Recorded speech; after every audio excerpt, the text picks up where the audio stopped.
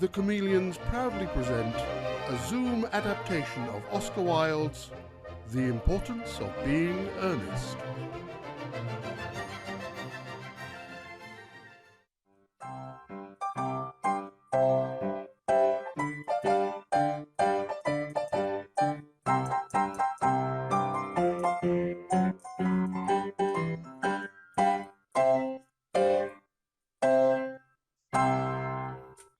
Did you hear what I was playing, Lane?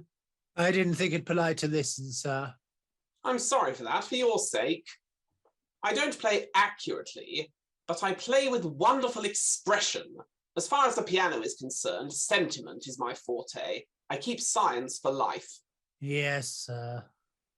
And speaking of the science of life, have you got the cucumber sandwiches cut for Lady Bracknell? Yes, sir. Oh, by the way, Lane, I see from your book that on Thursday night, 8 bottles of champagne entered as having been consumed. Yes, sir. 8 bottles and a pint. Why is it that at a bachelor's establishment, the servants invariably drink the champagne? I attribute it to the superior quality of the wine, sir. I have often observed that in married households, the champagne is rarely of a first-rate brand. Good heavens, is marriage so demoralizing as that? I believe it is a very pleasant state, sir. I have had very little experience of it myself up to the present. I have only been married once. That was in consequence of a misunderstanding between myself and a young person. I don't know that I'm much interested in your family life, Lane.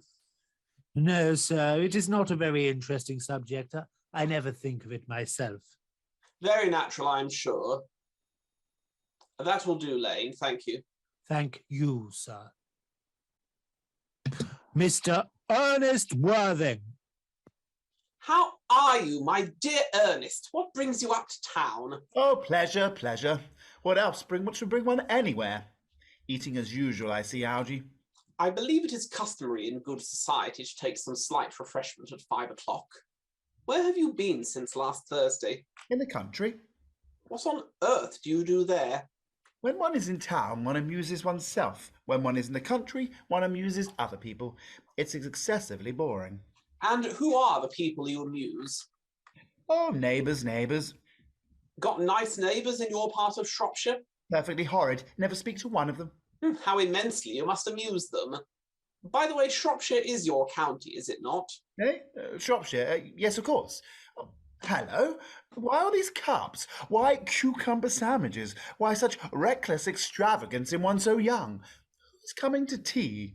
Oh, merely Aunt Augusta and Gwendolen. Oh, how perfectly delightful. Yes, that is all very well, but I am afraid Aunt Augusta won't quite approve of your being here. May I ask why?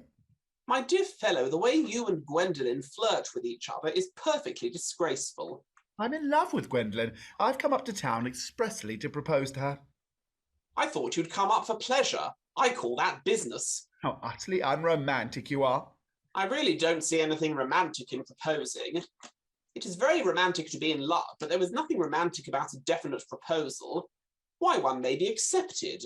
Then the excitement is all over. The very essence of romance is uncertainty. If I ever get married, I'll certainly try to forget the fact. I've no doubt about that, dear Algy.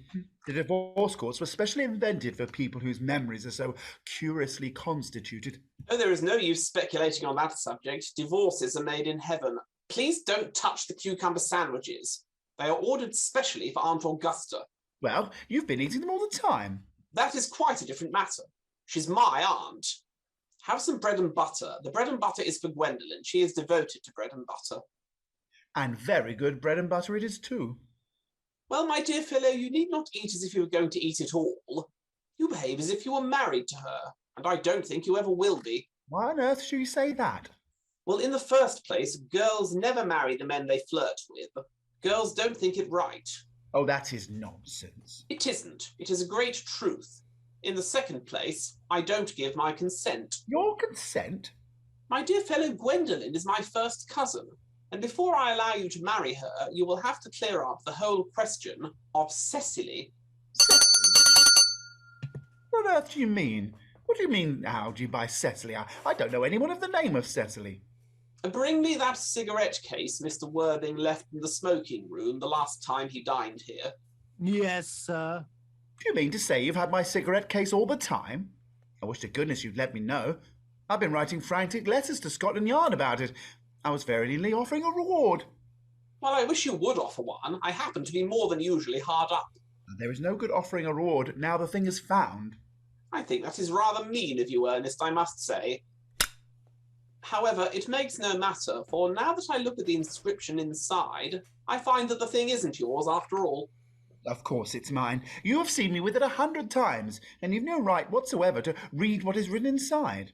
Oh, it is absurd to have rules about what one should read and what one shouldn't. Half of modern culture depends on what one shouldn't read.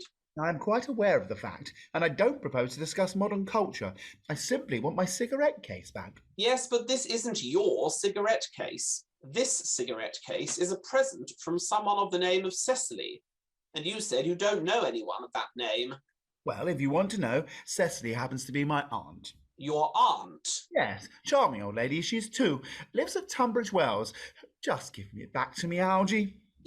But why does she call herself Little Cecily if she is your aunt and lives at Tunbridge Wells? From Little Cecily with her fondest love.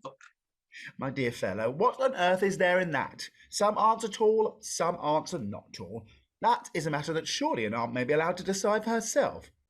You seem to think that every aunt should be exactly like your aunt. That is absurd. For heaven's sake, give me back my cigarette case. Yes, but why does your aunt call you her uncle? From Little Cecily, with her fondest love, to her dear Uncle Jack. There is no objection, I admit, to an aunt being a small aunt, but why an aunt, no matter what her size may be, should call her own nephew her uncle, I can't quite make out. Besides, your name isn't Jack at all. It is Ernest. It isn't Ernest. It's Jack. You have always told me it was Ernest. I have introduced you to everyone as Ernest. You answer to the name of Ernest. You look as if your name was Ernest. You are the most earnest-looking person I ever saw in my life. It is perfectly absurd you're saying that your name isn't Ernest. It's on your cards. Here is one of them.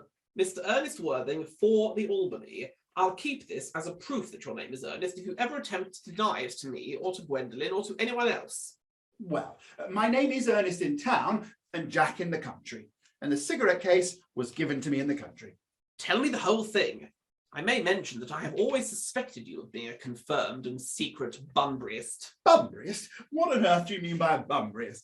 I'll reveal to you the meaning of that incomparable expression as soon as you are kind enough to inform me why you are Ernest in town and Jack in the country. Well, produce my cigarette case first. Here it is. Now produce your explanation, and pray make it improbable. My dear fellow, there is nothing improbable about my explanation at all. Old Mr. Thomas Cardew, who adopted me when I was a little boy, made me in his will guardian to his granddaughter, Miss Cecily Cardew.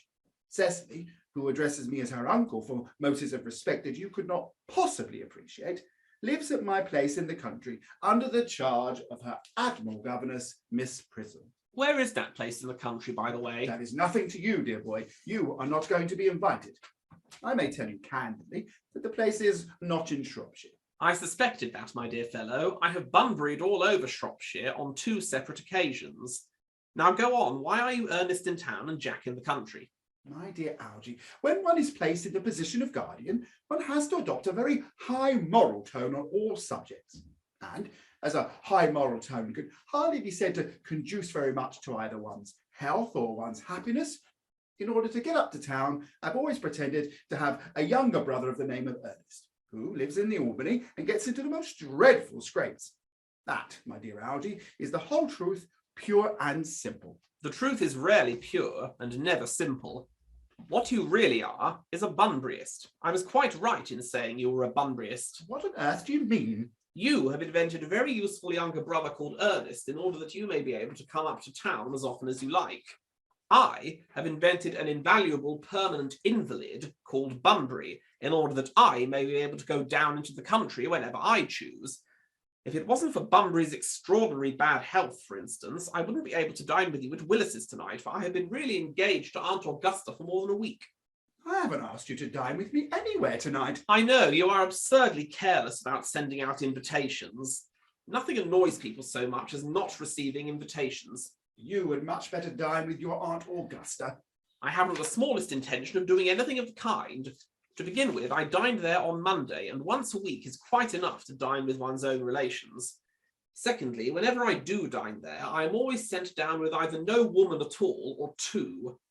Thirdly, I know perfectly well she will place me next to Mary Farquhar, who always flirts with her own husband across the dinner table. That is not very pleasant. It looks so bad. It is simply washing one's clean linen in public. Besides, now that I know you to be a confirmed Bunburyist, I naturally want to talk to you about Bunburying. I want to tell you the rules. I'm not a Bunburyist at all. If Gwendolen accepts me, I'm going to kill my brother. Indeed, I think I'll kill him anyway. Cecily is a little too much interested in him. So I'm going to get rid of Ernest, and I strongly advise you to do the same with your invalid friend with the absurd name. Nothing will induce me to part with Bunbury. And if you ever get married, you'll be very glad to know Bunbury. A man who marries without knowing Bunbury has a very tedious time of it. That is nonsense. If I marry a charming girl like Gwendolen, I certainly won't want to know Bunbury. Then your wife will. You don't seem to realise that in married life, 3 is company and 2 is none.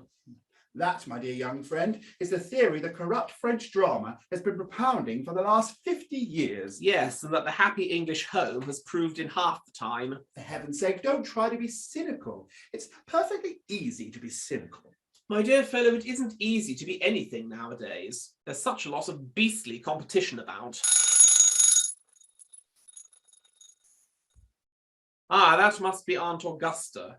Only relatives or creditors ever ring in that Wagnerian manner. Now, if I get her out of the way for 10 minutes so that you can have an opportunity for proposing to Gwendolen, may I dine with you tonight at Willis's? I suppose so, if you want to. Yes, but you must be serious about it. I hate people who are not serious about meals. It is so shallow of them. Lady Bracknell and Miss Fairfax. Good afternoon, dear Algernon. I hope you are behaving very well. I'm feeling very well, Aunt Augusta. That's not quite the same thing. In fact, the two things rarely go together. Dear me, you are smart. I am always smart. Am I not, Mr. Worthing? You're quite perfect, Miss Fairfax. Oh, I hope I am not that. It would leave me no room for developments, and I intend to develop in many directions. I am sorry if we are a little late, Algernon, but I was obliged to call on dear Lady Harbury. I haven't been there since her poor husband's death. I never saw a woman so altered. She looks quite 20 years younger. And now I'll have a cup of tea and one of those nice cucumber sandwiches you promised me. Certainly, Aunt Augusta. Good heavens! Lane, why are there no cucumber sandwiches? I ordered them specially. There were no cucumbers in the market this morning, sir. I went down twice. No cucumbers? No, sir, not even for ready money. That will do, Lane, thank you. Thank you, sir. I am greatly distressed, Aunt Augusta, about there being no cucumbers, not even for ready money. It really makes no matter, Algernon. I had some crumpets with Lady Harbury, who seems to me to be entirely living for pleasure now. I hear her hair has turned quite gold from grief. I've quite a treat for you tonight, Algernon. I'm going to send you down with Mary Farquhar. She is such a nice woman and so attentive to her husband. It's delightful to watch them. I am afraid, Aunt Augusta, I shall have to give up the pleasure of dining with you tonight after all. I hope not, Algernon. I would put my table completely out. Your uncle would have to dine upstairs. Fortunately, he is accustomed to that. It is a terrible disappointment to me. But the fact is, I've just had a telegram to say that my poor friend Bunbury is very ill again. They seem to think I should be with him. It is very strange. This Mr. Bunbury seems to suffer from curiously bad health. Yes, poor Bunbury is a dreadful invalid. Well, I must say, Algernon, that I think it is high time that Mr. Bunbury made up his mind whether he was going to live or to die. Health is the primary duty of life. I'm always telling that to your poor uncle, but he never seems to take much notice. I should be much obliged if you would ask Mr. Bunbury to be kind enough not to have a relapse on Saturday, for I rely on you to arrange my music for me. It is my last reception, and one wants something that will encourage conversation, particularly at the end of the season, when everyone has practically said everything they've had to say, which in most cases was probably not much. I'll speak to Bunbury, Aunt Augusta, and I think I can promise you he'll be all right by Saturday. Of course, the music is a great difficulty. You see, if one plays good music, people don't listen, and if one plays bad music, people don't talk. But I'll run over the programme I've drawn out, if you'll kindly come into the next room for a moment. Thank you, Algernon. It is very thoughtful of you. I am sure the programme will be delightful after a few expurgations. Gwendolen, you will accompany me. Certainly, Mamma. Charming day it has been, Miss Fairfax. Pray don't talk to me about the weather, Mr. Worthing. Whenever people talk to me about the weather, I always feel quite certain that they mean something else. I do mean something else. I thought so. In fact, I am never wrong. And I would like to be allowed to take advantage of Lady Bracknell's temporary absence. I would certainly advise you to do so. Mamma has a way of coming back suddenly into a room that I've often had to speak to her about. Miss Fairfax, ever since I've met you, I have admired you more than any girl I have ever met since I met you. Yes, I am quite well aware of the fact, and I often wish that in public you had been more demonstrative. For me, you have always had an irresistible fascination. Even before I met you, I was far from indifferent to you. My ideal has always been to love someone of the name of Earnest. There is something in that name that inspires absolute confidence. The moment Algernon first mentioned to me that he had a friend called Earnest, I knew I was destined to love you. You really love me, Gwendolen. Passionately. Darling, you don't know how happy you've made me. My own Earnest. But you don't really mean to say that you couldn't love me if my name wasn't Ernest. But your name is Earnest. Well, really, Gwendolen, I must say, I think there are a lot of other much nicer names. I think Jack, for instance, a charming name. Jack? No, there is very little music in the name Jack. It does not thrill. I have known several Jacks, and they all, without exception, were more than usually plain. Besides, Jack is a notorious domesticity for John, and I'd pity any woman who is married to a man called John. The only really safe name is Earnest. Gwendolen, I must get christened at once. I mean, we must get married at once. There is no time to be lost. Married, Mr. Worthing? Well, surely. You know that I love you, and you led me to believe, Miss Fairfax, you were not absolutely indifferent to me. I adore you, but you haven't proposed to me yet. Nothing has been said at all about marriage. The subject has not even been touched on. Well, may I propose to you now? I think it would be an admirable opportunity. And to spare you any possible disappointment, Mr. Worthing, I think it only fair to tell you quite frankly beforehand that I am fully determined to accept you. Gwendolen. Yes, Mr. Worthing? What have you got to say to me? You know what I've got to say to you. Yes, but you don't say it. Gwendolen, will you marry me? Of course I will, darling. How long you have been about it. I am afraid you have had very little experience in how to propose. My own one. I've never loved anyone in the world but you. Yes, but men often propose for practice. All my girlfriends tell me so. What wonderful eyes you have, Ernest. I hope you will always look at me just like that, especially when there are other people present. Mr. Worthing! Rise from this semi-recumbent posture. It is most indecorous. Mamma, I must beg you to retire. Mr. Worthing has not quite finished yet. Finished what, may I ask? I am engaged to Mr. Worthing, Mamma. You are not engaged to anyone. When you do become engaged to someone, I will inform you of the fact. An engagement would come on a young girl as a surprise. It is hardly a matter that she should be allowed to arrange for herself. And now I have a few questions to put to you, Mr. Worthing. Gwendolen, you will wait for me below in the carriage. Mamma? In the carriage, Gwendolen. Yes, Mamma. You may take a seat, Mr. Worthing. Thank you, Lady Bracknell. I prefer standing. I feel bound to tell you that you are not down on my list of eligible young men.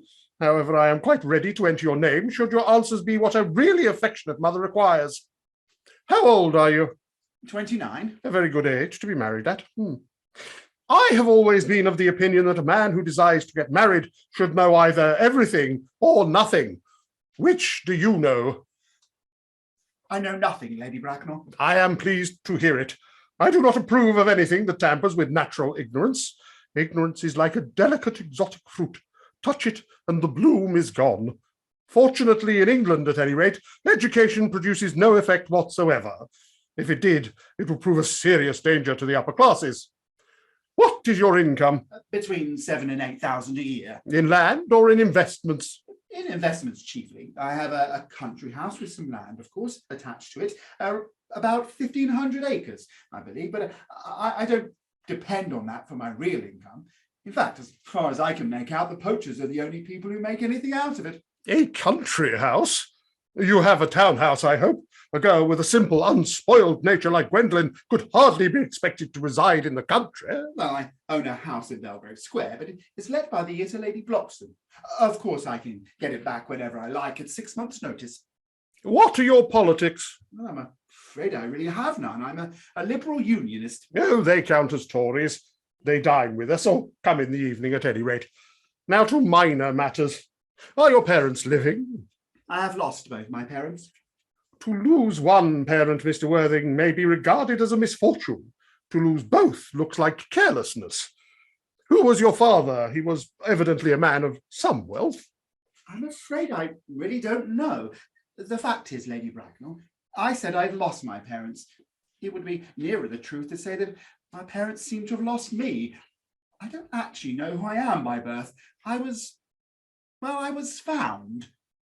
Found? The late Mr. Thomas Cardew, an old gentleman of a very charitable and kindly disposition, found me and gave me the name of Worthing because he happened to have a first-class ticket for Worthing in his pocket at the time.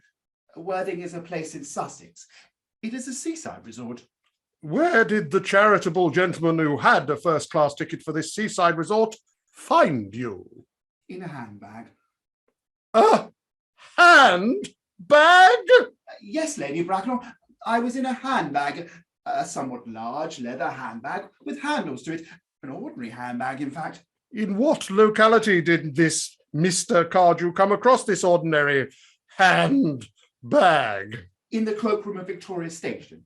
It was given to him in mistake of his own. The cloakroom at Victoria Station? Yes, the Brighton line. The line is immaterial. Mr. Worthing, I confess I feel somewhat bewildered by what you have just told me.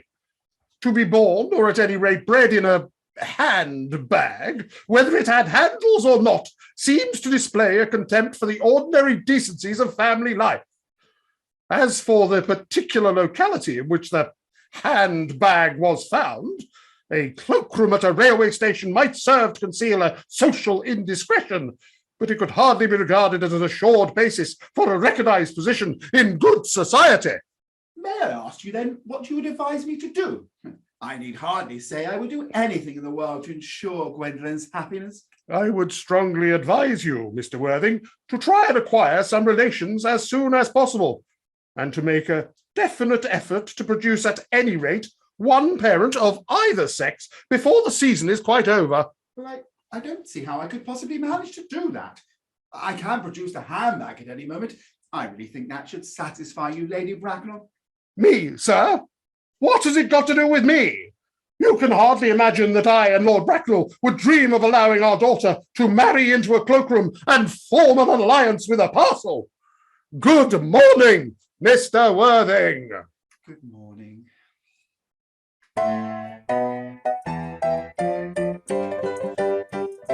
Oh, for goodness sake, don't play that ghastly tune, Algy. How idiotic you are. Didn't it go off all right, old boy? You don't mean to say Gwendolyn refused you. I know it is a way she has. She is always refusing people. I think it is most ill-natured of her. Oh, Gwendolyn is right as a trivet. As far as she is concerned, we are engaged. Her mother is perfectly unbearable. Never met such a gorgon. I don't really know what a gorgon is like, but I am quite sure that Lady Bracknell is one. In any case, she's a monster. I beg your pardon, Algy. I suppose I shouldn't talk about your own aunt in that way before you. My dear boy, I love hearing my relations abused. It is the only thing that makes me put up with them at all. Relations are simply a tedious pack of people who haven't got the remotest knowledge of how to live, nor the smallest instinct about when to die. Oh, that is nonsense. It isn't. Well, I won't argue about the matter. You Always want to argue about things. That is exactly what things were originally made for. You don't think there's any chance of Gwendolyn becoming like her mother in about 150 years, do you, Algy? All women become like their mothers. That is their tragedy. No man does. That's his. Is that clever? It is perfectly phrased and quite as true as any observation in civilized life should be. I am sick to death of cleverness. Everybody is clever nowadays. I wish to goodness we had a few fools left. By the way, did you tell Gwendolyn the truth about your being Ernest in town and Jack in the country? My dear fellow, the truth isn't quite the sort of thing one tells a nice, sweet, refined girl. Extraordinary ideas you have about the way to behave to a woman. The only way to behave to a woman is to make love to her if she is pretty, and to someone else if she is plain. Oh, that is nonsense. What about your brother? What about the profligate Ernest? Oh, before the end of the week, I shall get rid of him. I'll say he died in Paris of apoplexy. Well, lots of people die of apoplexy quite suddenly, don't they? Yes, but it's the sort of thing that runs in families. You would much better say a severe chill. You are sure a severe chill isn't hereditary? Of course it isn't. Well, there we have it. My poor brother Ernest is carried off suddenly in Paris by a severe chill. That's get rid of him. But I thought you said that Miss Cardew was a little too much interested in your poor brother Ernest. Won't she feel his loss a good deal? Oh, that's all right. Cecily is not a silly romantic girl. She has got a capital appetite, goes for long walks, and pays no attention at all to her lessons. I would rather like to see Cecily. I will take very good care you never do. She is excessively pretty and only just 18. Have you told Gwendolyn yet that you have an excessively pretty ward who is only just 18? Oh, one doesn't blurt these things out to people. Cecily and Gwendolyn are perfectly certain to be extremely great friends. I'll bet you anything you like that after half an hour of the meeting, they will be calling each other sister. Women only do that when they have called each other a lot of other things first. Now, my dear boy, if we want to get a good table at Willis's, we really must go and dress. Do you know it is nearly 7? Miss Fairfax! Gwendolyn, upon my word. Algy, kindly turn your back. I have something very particular to say to Mr. Worthing. Really, Gwendolyn, I don't think I can allow this at all. Algy, you always adopt a strictly immoral attitude towards life. You are not quite old enough to do that. My own darling. Ernest, we may never be married. From the expression on Mamma's face, I fear we never shall. But although she may be prevent us from being man and wife, and I may marry someone else and marry often, nothing that she can possibly do can alter my eternal devotion to you. Dear Gwendolyn. The story of your romantic origin, as related to me by Mamma, with unpleasing comments, has naturally stirred the deeper fibres of my nature. Your Christian name has an irresistible fascination. The simplicity of your character makes you exquisitely incomprehensible to me. Your town address at the Albany I have. What is your address in the country? The Manor House, Walton, Hertfordshire. Walton, Hertfordshire. There is a good postal service, I suppose. I will communicate with you daily. My own one. How long do you remain in town? Till Monday. Good. Algy, you may turn round now. Thanks, I've turned round already. You may also ring the bell. You will let me see you to your carriage? Certainly. I will see Miss Fairfax out. Yes, sir.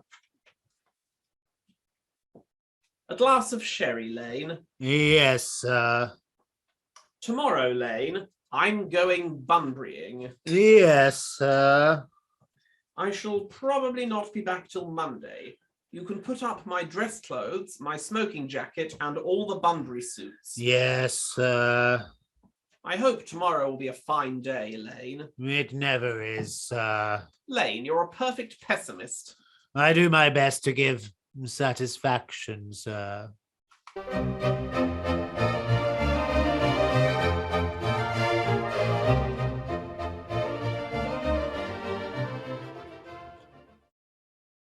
Cecily? Cecily? Your German grammar is on the table. Pray open it at page 15. We will repeat yesterday's lesson. But I don't like German. I know perfectly well that I look quite plain after my German lesson. Child, you know how anxious your guardian is that you should improve yourself in every way. He laid particular stress on your German as he was leaving for town yesterday. Dear Uncle Jack is so very serious. Sometimes he's so serious that I think he cannot be quite well. Your guardian enjoys the best of health, and his gravity of demeanour is especially to be commended in one so comparatively young as he is. I know no one who has a higher sense of duty and responsibility. I suppose that is why he often looks a little bored when we three are together. Cecily, I am surprised at you. Mr. Worthing has many troubles in his life. You must remember his constant anxiety about that unfortunate young man, his brother. I wish Uncle Jack would allow that unfortunate young man, his brother, to come down here sometimes. We might have a good influence over him, Miss Prism. I am sure you certainly would. You know German and geology, and things of that kind influence a man very much.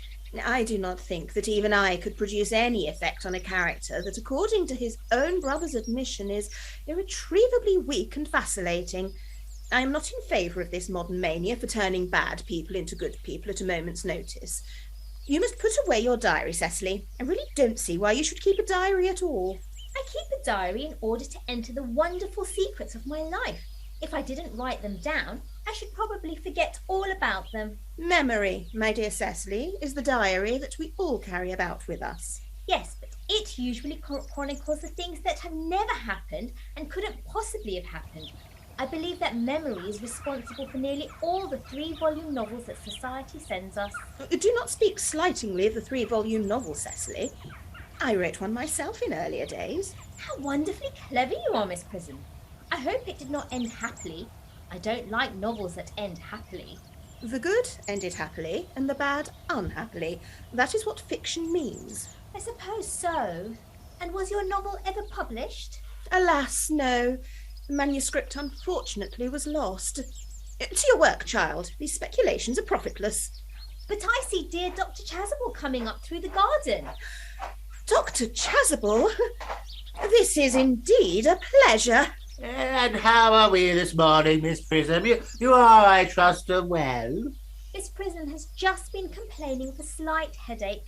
I think it would do her so much good to have a short stroll with you in the park, Dr. Chasuble. Cecily, I have not mentioned anything about a headache. No, dear Miss Prism, I know that, but I felt instinctively that you had a headache. Indeed, I was thinking about that, and not about my German lesson when the rector came in. I hope, Cecily, you are not inattentive. Oh, I'm afraid I am. That is strange. Were I fortunate enough to be Miss Prism's pupil, I would hang upon her lips. I spoke metaphorically. Mr. Worthing, I suppose he has not returned from town yet. We do not expect him till Monday afternoon. Ah, yes, he usually likes to spend his Sunday in London. He is not one of those whose sole aim is enjoyment, as that unfortunate young man, his brother, seems to be. But I must not disturb Egeria and her pupil any longer. Egeria? My name is Letitia, Doctor. A classical allusion merely drawn from the pagan authors. I shall see you both at evensong, no doubt. I think, dear Doctor, I will have a stroll with you. I find I have a headache after all. And a walk might do it good. With pleasure, Miss Prism, with pleasure. We might go as far as the schools and back. That would be delightful. Cecily, you will read your political economy in my absence. Horrid political economy. Horrid geography. Horrid German.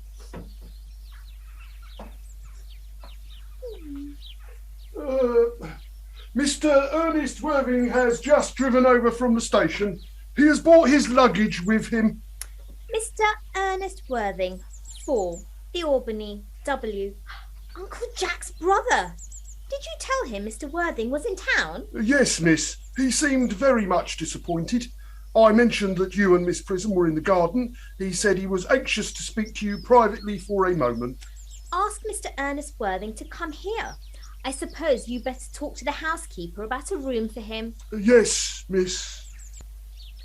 I have never met any really wicked person before. I feel rather frightened. I'm so afraid he will look just like everyone else. You are my little cousin Cecily, I'm sure. You are under some strange mistake. I am not little. In fact, I believe I am more than usually tall for my age. But I am your cousin Cecily. You, I see from your card, are Uncle Jack's brother, my wicked cousin Ernest. Oh, I am not really wicked at all, Cousin Cecily. You mustn't think that I am wicked. If you are not, then you have certainly been deceiving us all in a very inexcusable manner.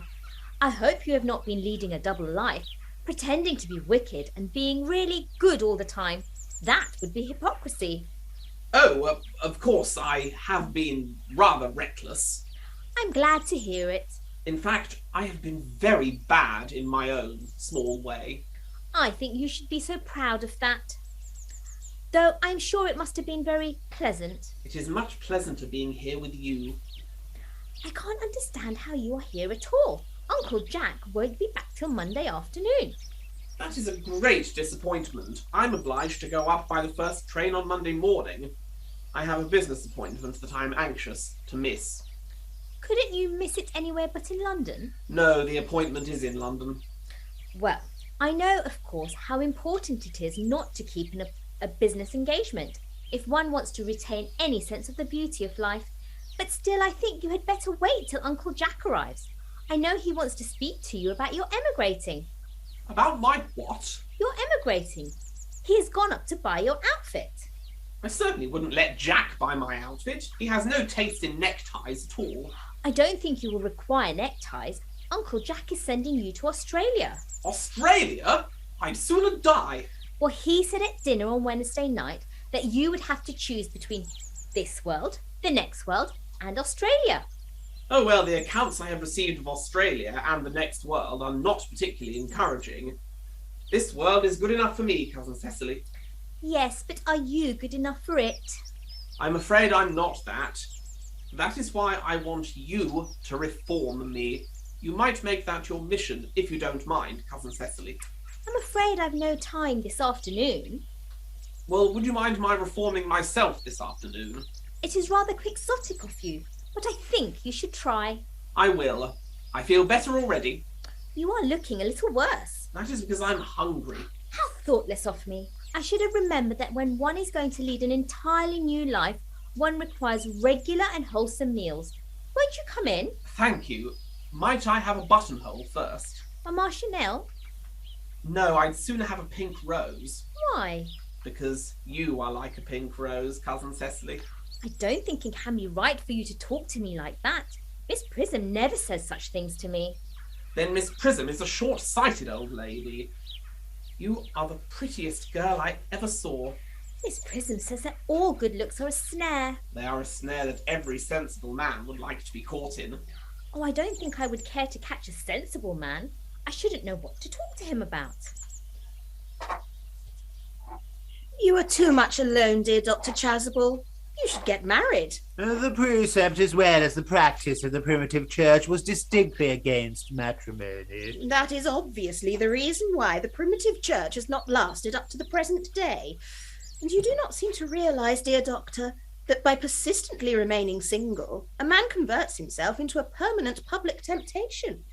Men should be more careful. This very celibacy leads weaker vessels astray. But is a man not equally attractive when married? No married man is ever attractive except to his wife. And often I've been told not even to her. That depends on the intellectual sympathies of the woman. But where is Cecily? Perhaps she followed us to the scores. Mr. Worthing. Mr. Worthing? This is indeed a surprise.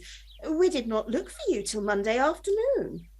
I have returned sooner than I requested. Dr. Chasuble, I hope you are well. Dear Mr. Worthing, I noticed the armband and the black crape on your hat.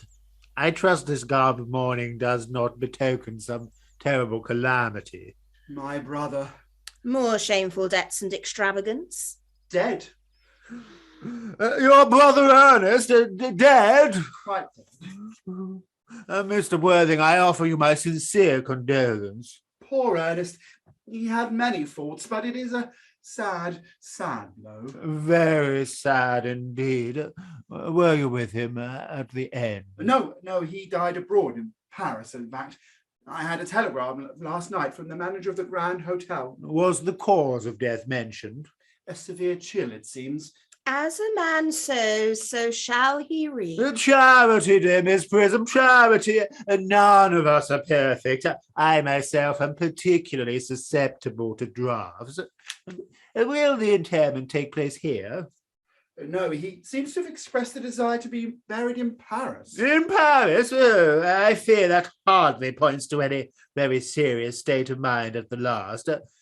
You would no doubt wish me to make some slight allusion to this tragic domestic affliction next Sunday. My sermon on the meaning of the manna in the wilderness can be adapted to almost any occasion: harvest celebrations, christenings, confirmation, on days of humiliations, and festal days. Ah, that reminds me. You mentioned christenings, I think, Dr. Chasuble. I suppose you know how to christen, all right? It is, I regret to say, one of the rector's most constant duties in this parish. I have often spoken to the poorer classes on the subject, but they don't seem to know what thrift is. But is there any particular infant in which you are interested? Oh, it's not for any child, dear doctor.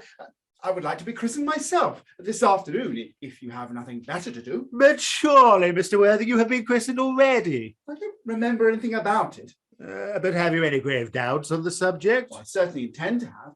Of course, I don't know if the thing would bother you in any way, or if you think I'm a little too old. Not at all, not at all. The sprinkling and indeed the immersion of adults is a perfectly canonical practice. Immersion? Oh, you needn't have no apprehensions. Sprinkling is all that is necessary. At what hour would you like the ceremony performed? Oh, I might trot round around 5, if that would suit you. Admirably, admirably. And now, dear Mr. Worthing, I will not intrude any longer into a house of sorrow. Uncle Jack! Oh, I'm pleased to see you back. But what horrid clothes you have got on. Do go and change them. Cecily! What is the matter, Uncle Jack? Do look happy. I have got such a surprise for you. Your brother is in the dining room. Who? Your brother, Ernest. He arrived about half an hour ago. What nonsense. I haven't got a brother. Oh, don't say that. However badly he may have behaved to you in the past, he's still your brother. I'll tell him to come out. And you will shake hands with him, won't you, Uncle Jack? These are very joyful tidings. After we had all been resigned to his loss, this sudden return seems to me peculiarly distressing. My brother is in the dining room. I don't know what it all means. I think it's perfectly absurd. Good heavens! Brother John, I have come down from town to tell you that I am very sorry for all the trouble I have given you, and that I intend to lead a better life in the future. Uncle Jack, you're not going to refuse your own brother's hand? Nothing will induce me to take his hand. I think his coming down here disgraceful. He knows perfectly well why. Uncle Jack, do be nice. There is some good in everyone.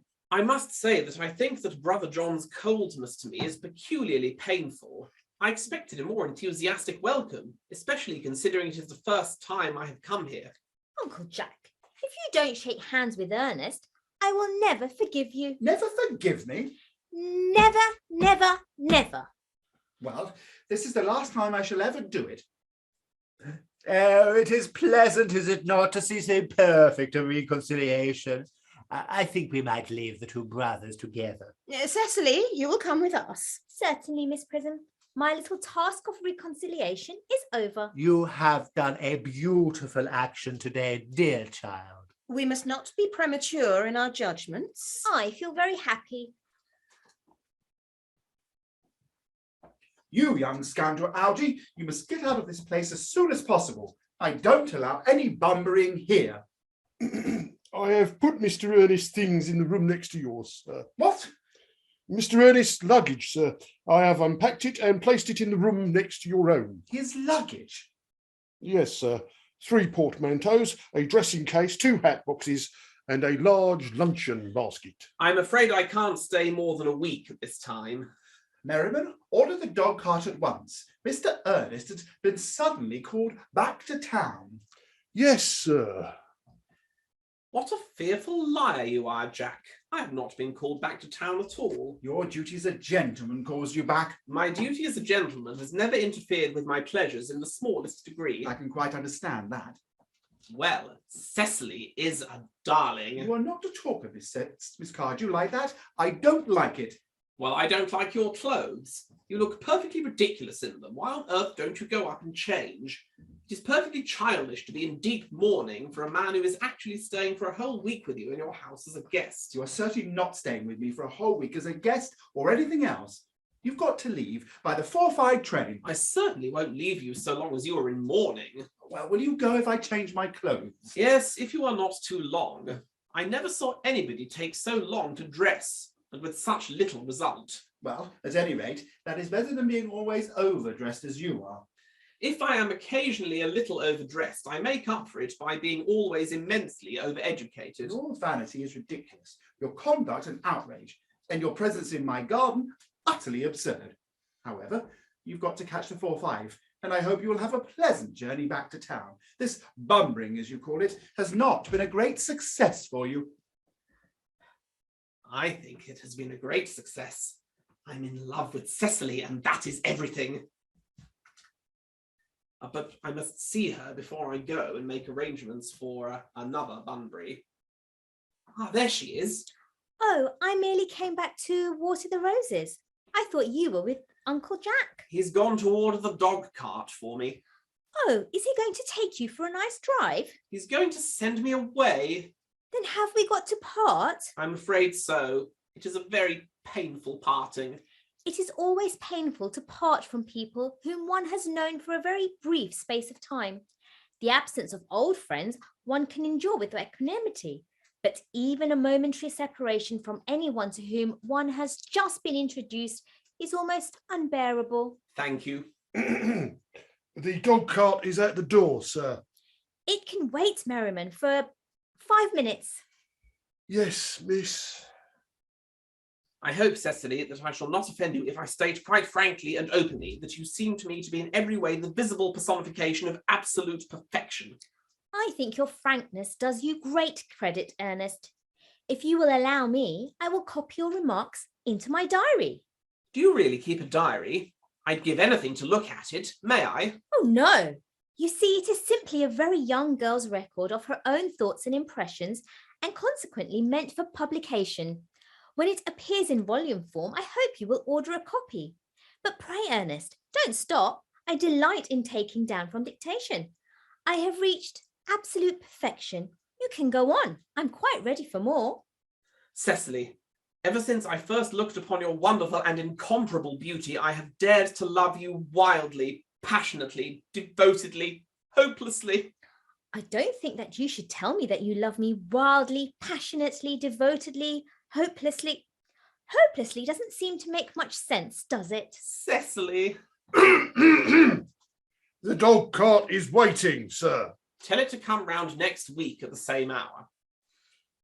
Yes, sir. Uncle Jack would be very much annoyed if he knew you were staying on till next week at the same hour. Oh, I don't care about Jack. I don't care for anybody in the whole world but you. I love you, Cecily. You will marry me, won't you? You silly boy. Of course. Why, we have been engaged for the last 3 months. For the last 3 months?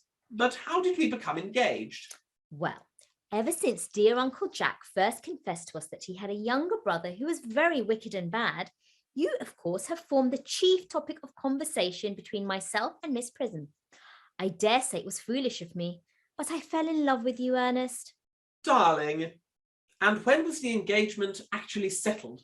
On the 14th of February last. Worn out by your entire ignorance of my existence, I determined to end the matter one way or the other. And after a long struggle with myself, I accepted you under this dear old tree here. The next day, I bought this little ring in your name, and this is a little bangle with the true lover's knot I promised you always to wear. Did I give you this? It's very pretty, isn't it? Yes, you've wonderfully good taste, Ernest. It's the excuse I've always given for your leading such a bad life. And this is the box in which I keep all your dear letters. My letters? But my own sweet Cecily, I have never written you any letters. You need hardly remind me of that, Ernest. I remember only too well that I was forced to write your letters for you. I wrote always 3 times a week, and sometimes oftener. Oh, do let me read them, Cecily. Oh, I couldn't possibly. They would make you far too conceited. The 3 you wrote me after I'd broken off the engagement are so beautiful and so badly spelled that even now I can hardly read them without crying a little. But was our engagement ever broken off? Of course it was, on the 22nd of last March. You can see the entry if you like.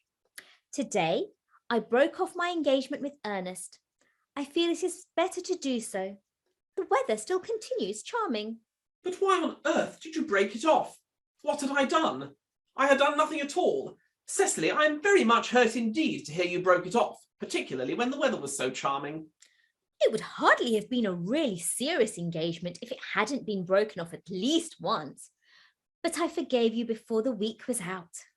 What a perfect angel you are, Cecily. You dear romantic boy. You'll never break off our engagement again, Cecily. I don't think I could break it off now that I've actually met you. Besides, of course, there is the question of your name. Yes, of course. You must not laugh at me, darling, but it has always been a girlish dream of mine to love someone whose name was Earnest. There is something in that name that seems to inspire absolute confidence. I pity any poor married woman whose husband is not called Earnest. But my dear child, do you mean to say you could not love me if I had some other name? Like, Algernon, for instance? But I don't like the name of Algernon. Well, my own dear, sweet, loving little darling, I really can't see why you should object to the name of Algernon. It's not at all a bad name. But seriously, Cecily, if my name was Algy, couldn't you love me? I might respect you, Ernest. I might admire your character. But I fear I should not be able to give you my undivided attention. Cecily, your rector here is, I suppose, thoroughly experienced in the practice of all the rites and ceremonials of the church. Oh yes, Dr. Chasuble is a most learned man. I must see him at once on a most important christening. I mean, on most important business. I shan't be away more than half an hour.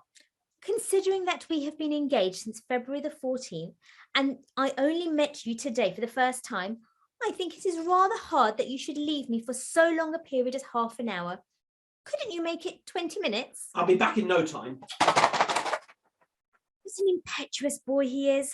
I must enter his proposal in my diary. Miss Fairfax has just called to see Mr. Worthing on very important business, Miss Fairfax states. Pray ask the lady to come out here. Mr. Worthing is sure to be back soon, and you can bring tea. Yes, miss. Miss Fairfax, I suppose one of the many good elderly women who are associated with Uncle Jack in some of his philanthropic work in London.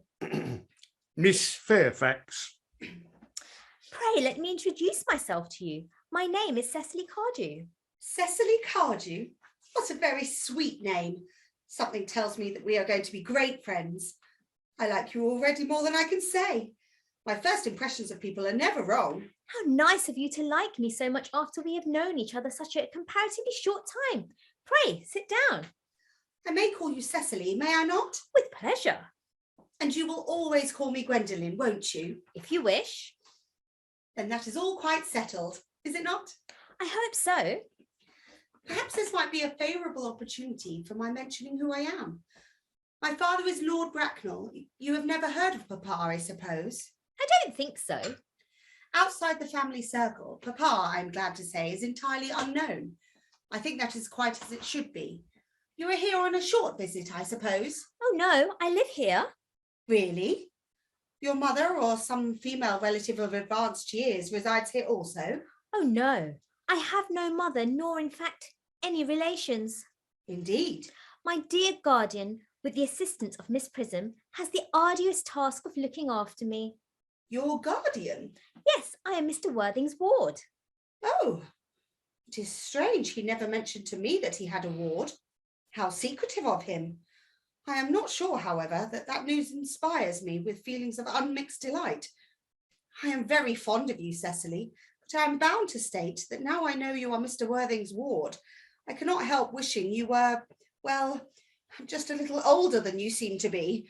Not quite so very alluring in appearance. In fact, if I may speak candidly, Pray do. I think that whenever one has anything unpleasant to say, one should always be quite candid. well, to speak with perfect candour, Cecily, I wish that you were a full 42 and more than usually plain for your age. Ernest has a strong, upright nature. He is the very soul and truth of honour. Disloyalty would be as impossible to him as deception. But even men of the noblest possible moral character are extremely susceptible to the influence of the physical charms of others. I beg your pardon, Gwendolen. Did you say Ernest? Yes, Oh, but it is not Mr. Ernest Worthing who is my guardian. It is his brother, his elder brother. Ernest never mentioned to me that he had a brother. I'm sorry to say that they have not been on good terms for a long time. Ah, that accounts for it. Cecily, you have lifted a load from my mind. I was growing almost anxious. It would have been terrible if any cloud had come across a friendship like ours, would it not? Of course, you are quite sure that it is not Mr. Ernest Worthing who is your guardian? Quite sure. In fact, I am going to be his. I beg your pardon? Dearest Gwendolen, there is no reason why I should make a secret of it to you. Our little country newspaper is sure to chronicle the fact next week. Mr. Ernest Worthing and I are engaged to be married. My darling Cecily, I think there must be some slight error. Mr. Ernest Worthing is engaged to me. The announcement will appear in the Morning Post on Saturday at the latest. I'm afraid you must be under some misconception. Ernest proposed to me exactly 10 minutes ago. See? It is certainly very curious, for he asked me to be his wife yesterday afternoon at 5:30. If you would care to verify the incident, pray do so. See here, I never travel without my diary. One should always have something sensational to read on the train. I'm so sorry, dear Cecily, if it is any disappointment to you, but I'm afraid I have the prior claim. It would distress me more than I can tell you, dear Gwendolen, if it caused you any mental or physical anguish. But I feel bound to point out that since Ernest proposed to you, he clearly has changed his mind.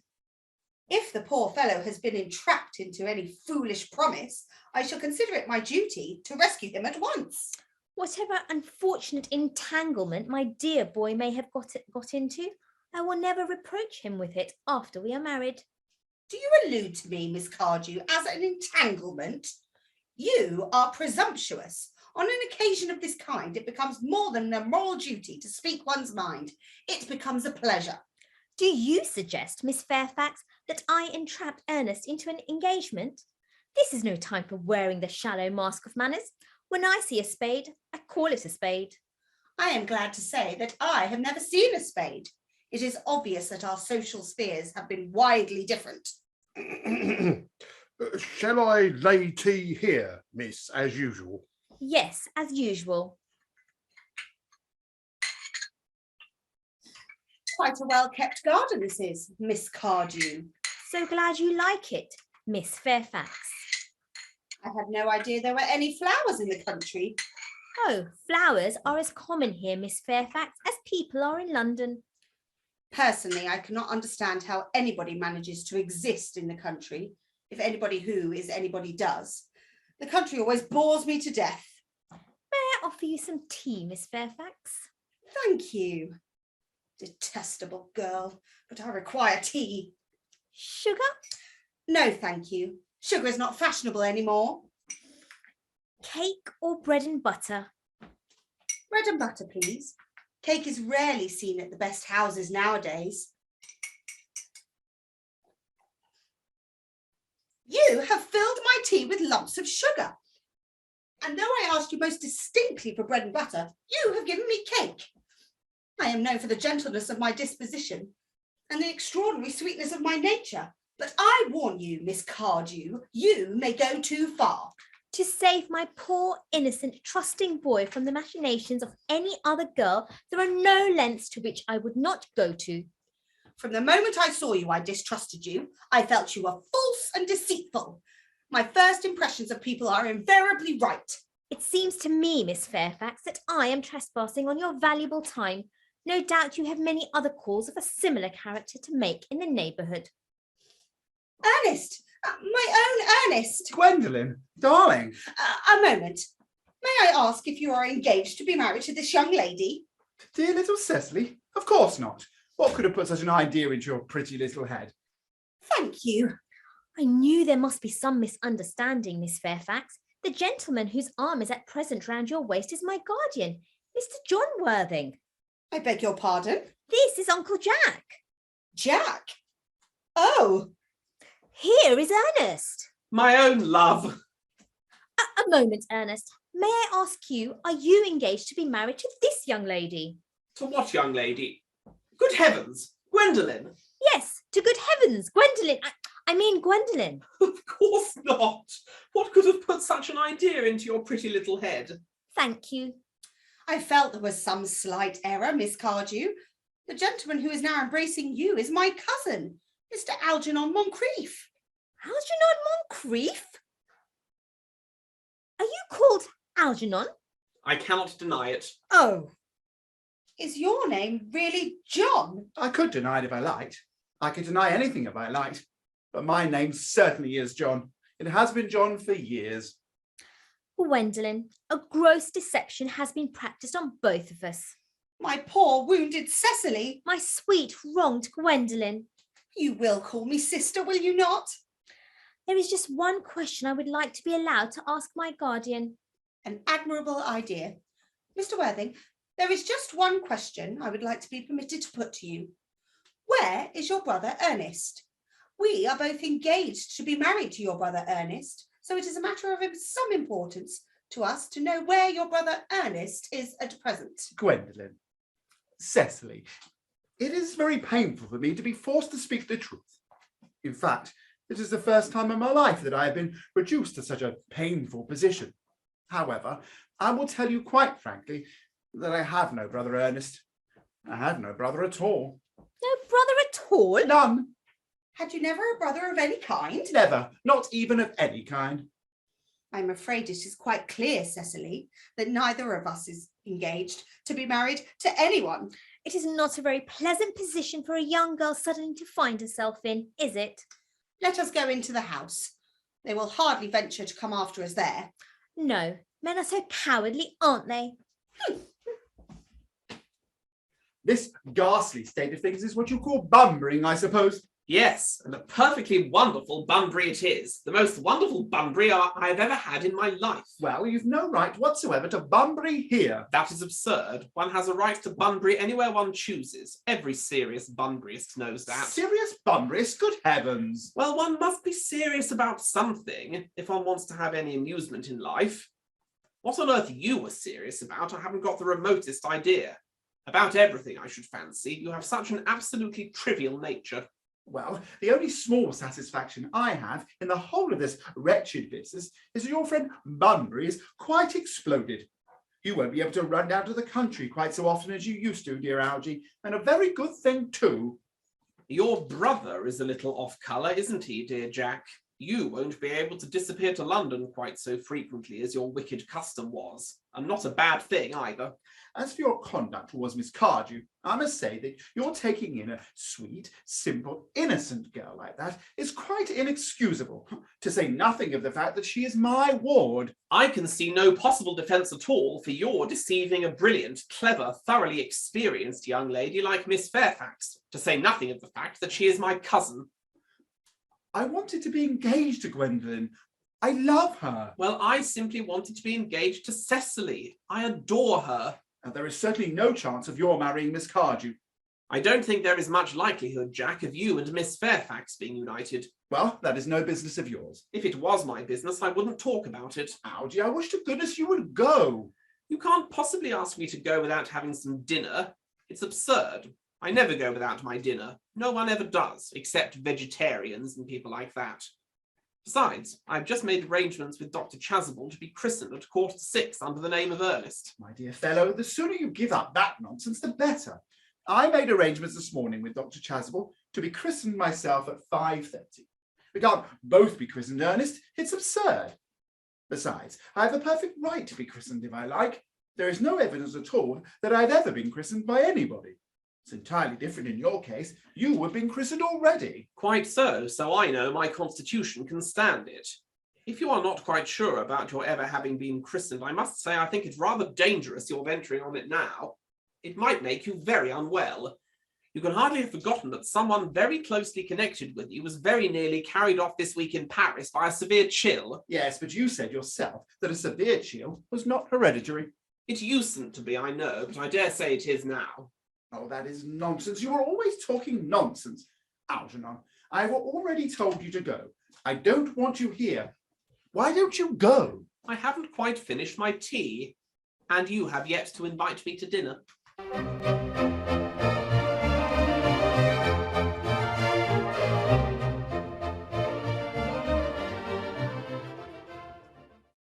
The fact that they did not follow us at once into the house, as anyone else would have done, seems to me to show that they have some sense of shame left.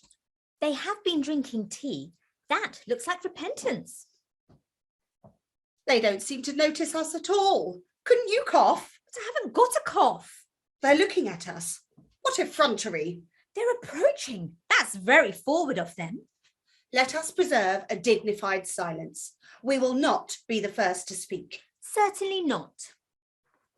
Mr. Worthing, I have something very particular to ask you. Much depends on your reply. Gwendolen, your common sense is invaluable. Mr. Moncrief, kindly answer me the following question. Why did you pretend to be my guardian's brother? In order that I might have an opportunity of meeting you. That certainly seems a satisfactory explanation, does it not? Yes, dear, if you can believe him. I don't, but that does not affect the wonderful beauty of his answer. True. In matters of grave importance, style, not sincerity, is the vital thing. Mr. Worthing, what explanation can you offer to me for pretending to have a brother? Was it in order that you might have an opportunity of coming up to London to see me as often as possible? Can you doubt it, Miss Fairfax? I have the gravest doubts upon the subject, but I intend to crush them. Their explanations appear to be quite satisfactory, especially Mr. Worthing's. That seems to me to have the stamp of truth upon it. I am more than content with what Mr. Moncrief said. His voice alone inspires one with absolute credulity. Then you think we should forgive them? Yes, I mean no. True, I had forgotten.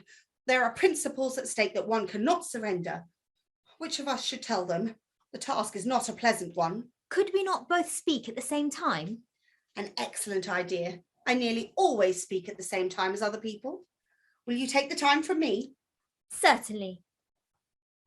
Your Christian names are still an insuperable barrier. That is all. Our Christian names? But we Is that are all? going to be christened this afternoon. For my sake, you are prepared to do this terrible thing? I am. To please me, you are ready to face this fearful ordeal. I am, Darling, darling. Lady Bracknell. Oh, good heavens. Gwendolen! What does this mean? merely that I am engaged to be married to Mr. Worthing, Mamma. Come here, sit down immediately.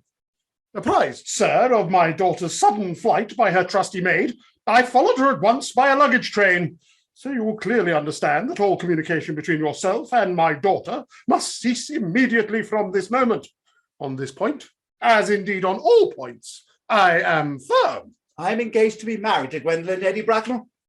You are nothing of the kind, sir. And now, as regards Algernon. Algernon, Yes, Aunt Augusta? may I ask if it is in this house that your invalid friend, Mr. Bunbury, resides? No. Bunbury doesn't live here. Bunbury is somewhere else at present. In fact, Bunbury is dead. Dead? When did Mr. Bunbury die? His health must have been extremely sudden. Oh, I killed Bunbury this afternoon. I mean, poor Bunbury died this afternoon. What did he die of? Bunbury? He was quite exploded. Exploded? Was he the victim of a revolutionary outrage? My dear Aunt Augusta, I mean, he was found out. The doctors found out that Bunbury could not live. That is what I mean. So, Bunbury died. He seems to have had great confidence in the opinion of his physicians. I am glad, however, that he made up his mind at the last to come to some definite course of action and acted under proper medical advice. And now that we have finally got rid of this Mr. Bunbury, may I ask, Mr. Worthing, who is that young person whose hand my nephew Algernon is now holding in what seems to me to be a peculiarly unnecessary manner? That lady is Miss Cecily Cardew, my ward. I am engaged to be married to Cecily, Aunt Augusta. I beg your pardon. Mr. Moncrief and I are engaged to be married, Lady Bracknell. I do not know whether there is anything peculiarly exciting in this air of this particular part of Hertfordshire, but the number of engagements that go on seems to me considerably above the proper average. I think some preliminary inquiry on my part would not be out of place. Mr. Worthing, is Miss Cardew at all connected with any of the larger railway stations in London?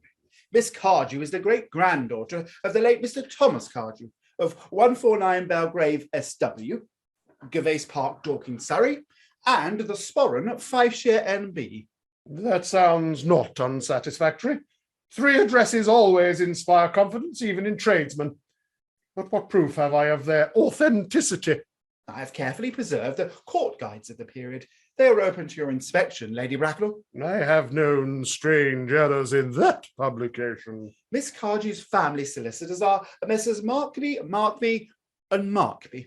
Markby, and Markby, a firm of the very highest position in their profession. Indeed, I am told that one of the Mr. Markbys is occasionally to be seen at dinner parties.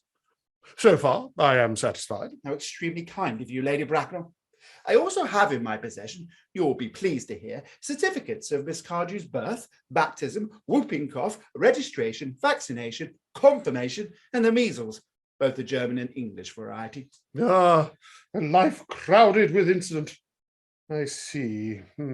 Perhaps somewhat too exciting for a young girl. I am not myself in favour of premature experiences. Gwendolen, the time approaches for our departure. We have not a moment to lose. As a matter of form, Mr. Worthing, I had better ask if Miss Cardew has any little fortune. Oh, about £130,000 in the funds. That is all. Goodbye, Lady Bracknell. So pleased to have seen you. A moment, Mr. Worthing. £130,000 and in the funds.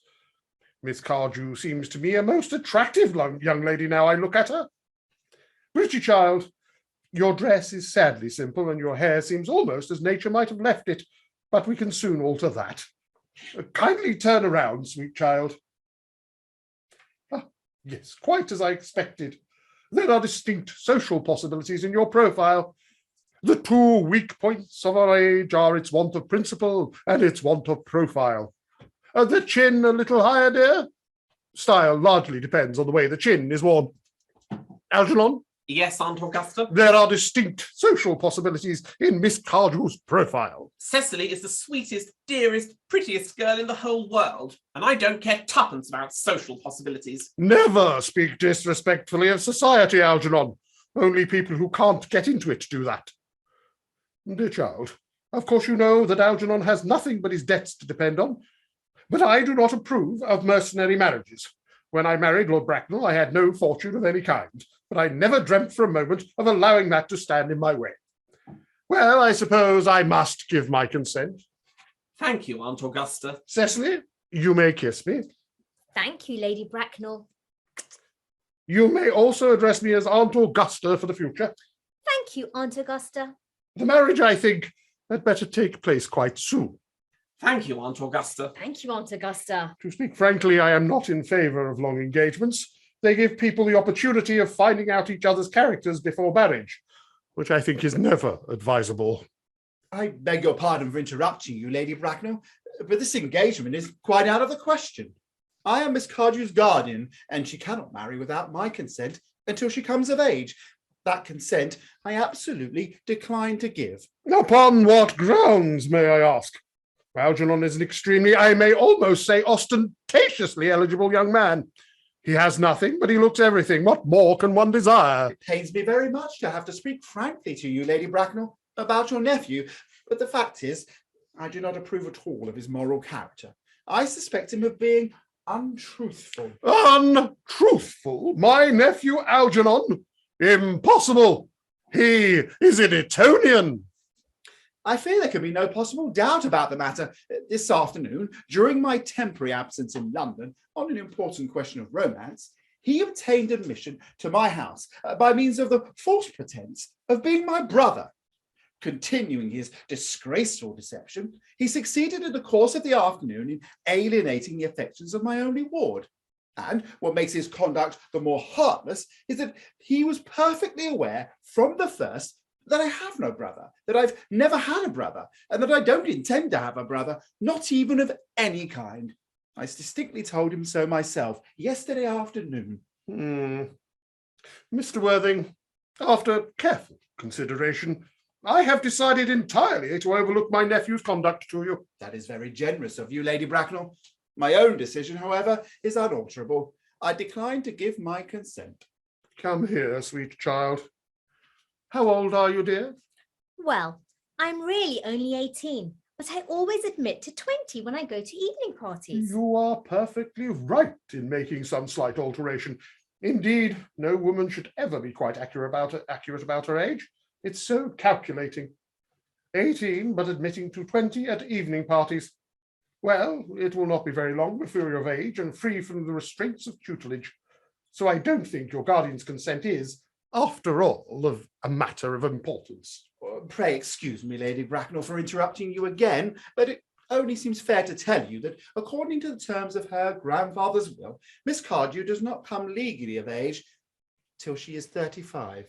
That does not seem to me to be a grave objection. 35 is a very attractive age. London society is full of women of the very highest birth who have, of their own free choice, remained 35 for years. I see no reason why our dear Cecily should not be still even more attractive at the age you mentioned than she is at present. There will be a large accumulation of property. Algy, could you wait for me till I was 35? Of course I could, Cecily. You know I could. Yes, I felt it instinctively, but I couldn't wait all that time. I hate waiting even 5 minutes for anybody. It always makes me rather cross. I am not punctual myself, I know, but I do like punctuality in others, and waiting, even to be married, is quite out of the question. Then what is to be done, Cecily? I don't know, Mr. Moncrief. My dear Mr. Worthing, as Miss Cardew states positively that she cannot wait till she is 35, which seems to me to show a somewhat impatient nature, I would beg of you to reconsider your decision. But my dear Lady Bracknell, the matter is entirely in your own hands. The moment you consent to my marriage with Gwendolen, I will most gladly allow your nephew to form an alliance with my ward.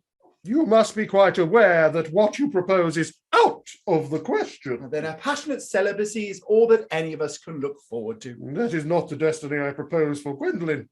Algernon, of course, can choose for himself. Come, Gwendolen, dear, we have already missed 5, if not 6 trains. To miss any more might expose us to comment from the platform. Everything is quite ready for the christenings. The christenings? Sir, is this not somewhat premature? Both these gentlemen have expressed a desire for immediate baptism. At their age? The idea is grotesque and irreligious. Algernon, I forbid you to be baptized. I will not hear of such excesses. Am I to understand that there are to be no christenings at all this afternoon? I don't think that, as things are now, it would be of much practical value to either us, Dr. Chasuble. I am grieved to hear such sentiments from you, Mr. Worthing. However, as your present mood seems to be one peculiarly secular, I will return to the church at once. Indeed, I have just been informed by the pew opener that for the last hour and a half, Miss Prism has been waiting for me in the vestry. Miss Prism? Did I hear you mention a Miss Prism? Yes, Lady Bracknell. I'm on my way to join her. Pray allow me to detain you for a moment. Is this Miss Prism a female of repellent aspect, remotely connected with education? She is the most cultivated of ladies and the very picture of respectability. It is obviously the same person. Miss Prism, Lady Bracknell has been for the last 3 years Miss Cardew's esteemed governess and valued companion. In spite of what I hear of her, I must see her at once. Let her be sent for. Oh, she approaches. She is nigh. I was told you expected me in the vestry, dear Canon. I have been waiting for you there for an hour and 3/4. Prism! Come here, Prism. Prism, where is that baby? 28 years ago, Prism, you left Lord Bracknell's house in charge of a perambulator that contained a baby of the male sex. You never returned. A few weeks later, the perambulator was discovered at midnight, standing by itself in a remote corner of Bayswater. It contained the manuscript of a 3-volume novel of more than usually revolting sentimentality. But the baby was not there. Prism, where is that baby? Lady Bracknell, I admit with shame that I do not know. I only wish I did. The plain facts of the case are these. On the morning of the day you mention, a day that is forever branded on my memory, I prepared as usual to take the baby out in its perambulator. I had also with me a somewhat old but capacious handbag in which I had intended to place the manuscript of a work of fiction that I had written during my few unoccupied hours. In a moment of mental abstraction, for which I never can forgive myself, I deposited the manuscript in the bassinet and placed the baby in the handbag. But where did you deposit the handbag? Oh, do not ask me, Mr. Worthing. Miss Prism, this is a matter of no small importance to me. I insist on knowing where you deposited the handbag that contained that infant. I left it in the cloakroom of one of the larger railway stations in London. What railway station? Victoria. The Brighton line. I must retire to my room for a moment. Gwendolen, wait for me here. If you are not too long, I will wait here for you all my life. What do you think this means, Lady Bracknell? I dare not even suspect, Dr. Chasuble. I need hardly tell you that in families of high position, strange coincidences are not supposed to occur. Is this the handbag, Miss Prism? Examine it carefully before you speak. The happiness of more than one life depends on your answer. It seems to be mine. Yes, here on the lock are my initials. The bag is undoubtedly mine. Oh, I am delighted to have it so unexpectedly restored to me. It has been a great inconvenience being without it all these years. Miss Prism, much is restored to you than the handbag. I was the baby you placed in it. You? Yes, Mother! Mr. Worthing, I am unmarried. Unmarried? I do not deny that it is a serious blow, but after all, who has the right to cast a stone against one who has suffered? Cannot repentance wipe out an act of folly? Why should there be one law for men and another for women? Mother, I forgive you. Mr. Worthing, there is some error. There is the lady who can tell you who you really are. Lady Bracknell, I hate to seem inquisitive, but would you kindly inform me who I am? I am afraid that the news I have to give you will not altogether please you. You are the son of my poor sister, Mrs. Moncrief, and consequently, Algernon's elder brother. Algy's elder brother? Then I have a brother after all. I knew I had a brother. I always said I had a brother.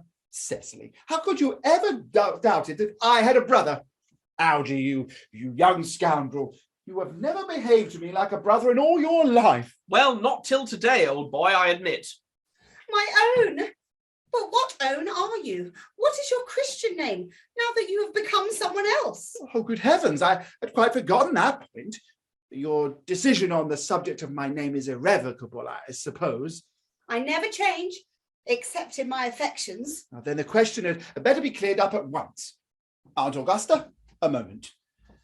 At the time when Miss Prism left me in the handbag, had I been christened already? Every luxury that money could buy, including christening, had been lavished on you by your fond and doting parents. And I was christened. That is settled. Now, what name was I given? Let me know the worst. Being the eldest son, you were naturally christened after your father. Yes, but what was my father's Christian name? I cannot at present remember what the general's Christian name was, but I had no doubt he had one. Algy, can't you recollect what our father's Christian name was? My dear boy, we were never even on speaking terms. He died before I was a year old.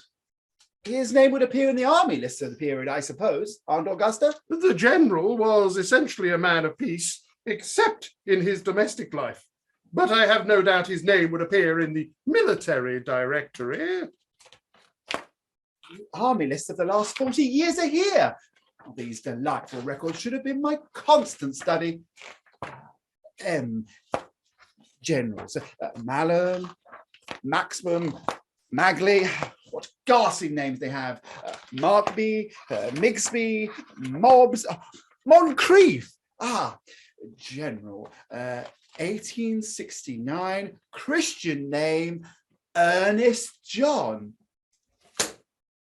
I always told you, Gwendolyn, my name was Ernest, didn't I? Well, it's Ernest after all. Yes, I remember now that the general was called Earnest. I knew I had some particular reason for disliking the name. Ernest, my own Ernest. I felt it from the first that you could have no other name. Oh, Gwendolyn, it is a terrible thing for a man to find out suddenly that all his life he has been speaking nothing but the truth. Can you forgive me? I can, for I feel that you are sure to change. My own one. Letitia! Frederick, at last. Cecily, at last. Gwendolyn, at last. My nephew, you seem to be displaying signs of triviality. On the contrary, Aunt Augusta, I have now realized for the first time in my life the vital importance of being earnest.